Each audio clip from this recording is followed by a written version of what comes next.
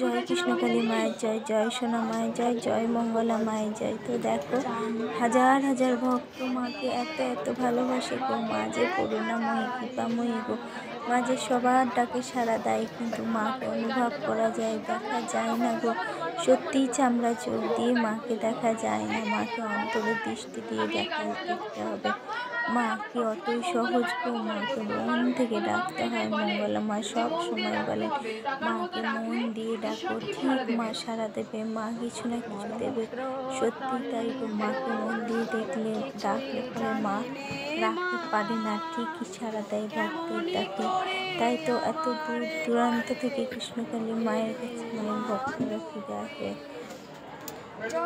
আর মাকে বললাম আমি কি দিয়ে তোমায় আমি পুজো করব মা, মামাই বলে দিল এই হাত দিয়ে তুই যেমন দিবি, যেমন করে তুই দিবি সেই ফুল আমার চরণে এসে ঠিক করবে।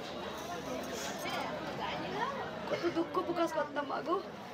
সবাই কি সুন্দর বড় বড় মন্ত্র প্রায় বই পড়ে মা, আমি কোনো বই পড়তে জানি না মা, আমি কোনো মন্ত্র বলতে পারিনি মা। আমার মায়ের কোনো দুঃখ নেই, আমি এই ফুল দিয়ে মাকে পুজো করি। আমার কোনো লোক, আমি মাকে ভীষণ ভালোবাসি। তাই মন্ত্র তন্ত্র কিছুই জানি নে মা, কেমন করে আমার ঘরে এলি মা, আমার হাতেতে বললে তুই সন্তুষ্ট মা, কবে তোমার দেখা পাবো মা।